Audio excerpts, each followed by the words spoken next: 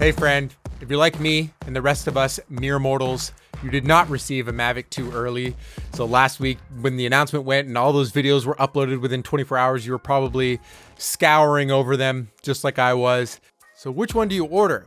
Inside of here, which one do you think I ordered? I ordered it the day they went on sale and it arrived already.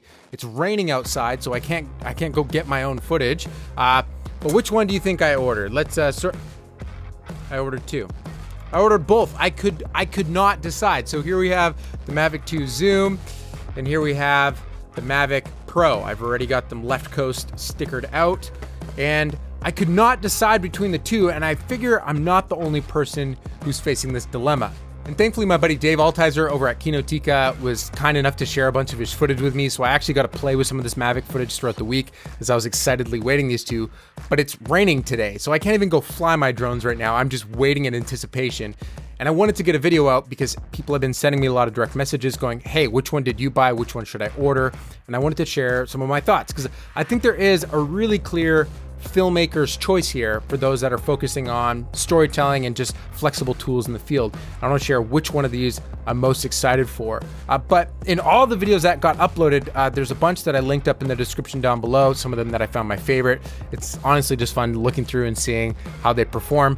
The clear differences between the two and the previous model is it's got more battery power, it's lower noise, better weather resistance, than obviously the upgraded cameras. For whatever reason, they did not make it detachable like the Inspire models, which kind of broke my heart a little bit. I was expecting that I'd be able to buy one of these and then be able to move the camera. They didn't do that on this model. I'm a little saddened by that. Apparently you'll be able to send it in and get DJI to replace it. I'm hoping that means that there's some in the field mod we'll be able to do. But for now, if you want the benefits of both, you have to buy both. And right now, I'm not entirely convinced I'm gonna keep both, but the big differences here, we've got the Hasselblad model, which is the Pro. It's got the larger 1-inch sensor, which we'll touch on here a bit more in a moment. And then we've got the second option, the Mavic 2 Zoom.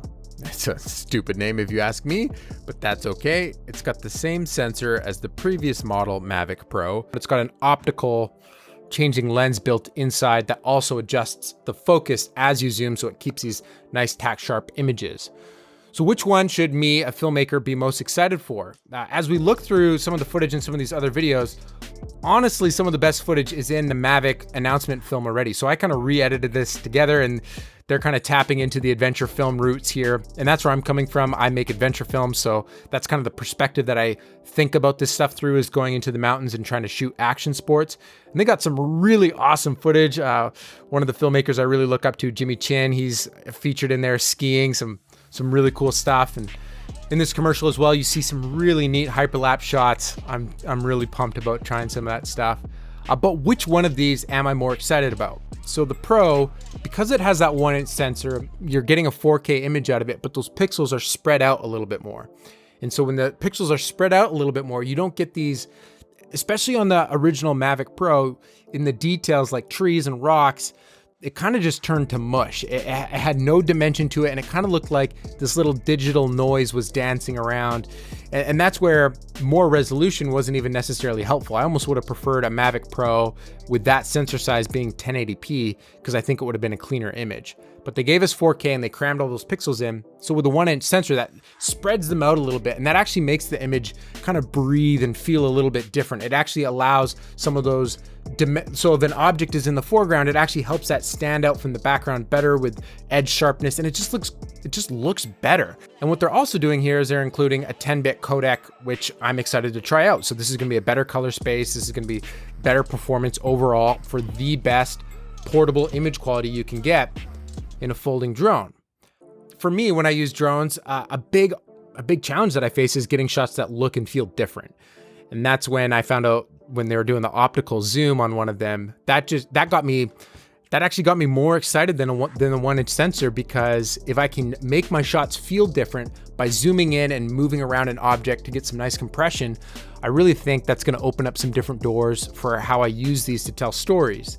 And I make a lot of highline and slacklining films, and so that means I do use a considerable amount of drone footage in my pieces. And the biggest obstacle I faced with that, with using drones previously, is I've had to really get creative trying to make the framing look and feel different. Otherwise, it just starts to feel like you're watching a drone montage. And I've heard the rumors of a Phantom 5 where you get interchangeable lenses, and I'm pumped for that to come. But in the meantime, in the folding drone category, which one is gonna be more beneficial? And I'm gonna go out on a limb, and I'm gonna say off the top that I really do think the results that I'm seeing from the Zoom, I'm gonna like better. If I had to pick which one to take in my kit and go test right now, I would be most interested to see what's coming out of the Zoom. And the reason for this, I already know the predictable image quality I'm getting from that 1-inch sensor. It's beautiful, I love it, it's really nice. The Phantom 4 Pro is basically an identical image to this. This might actually be superior because you can get a 10-bit signal out of it. So I know that this is gonna be lovely, but I really wanna see when you can zoom in your lens, can you get shots that feel vastly different when you're out filming subjects? So that's kind of my 2 cents on which drone I'm most excited about. Coincidentally, it's also about $250 cheaper, which I think is kind of great. I'm hoping that eventually one day we'll be able to mod these guys and just quickly change the cameras. Feels like DJI is so close to offering just the ultimate portable drone for filmmakers, because when I go into the field, drone filming isn't the most important. So having a large setup that takes up more than half my gear is definitely a hassle. If we can get really flexible shots out of a drone like this that zooms, I'm gonna be pumped. Unfortunately, there isn't ND filters that are shipping yet. That's a huge negative because that means we're gonna have to go crazy with the shutter speed. With the Pro, it's actually got that physical aperture, which is really nice. I'm assuming the guys at Polar Pro are probably working on some filters that will be getting released very soon, probably some polarizer ND combos. So keep your eyes peeled for that. I'll try link down below. Oh, and the kit, the Fly More kit. I actually really recommend purchasing this because when I go and shoot with the drone, I like having at a minimum 3 batteries when I go up into the mountains. So I would strongly recommend getting the Fly More kit because it gets you a car charger, extra props, and 2 extra batteries. And so if you add up all the price, it's kind of like you're getting this little bag for free. I'll link everything in the description down below. If you have questions, I'm gonna be working on a comparison video of these two. Obviously, I'm a little late to the game, but I'd love to hear if you have specific questions from me and my style of shooting. I'd love to hear them.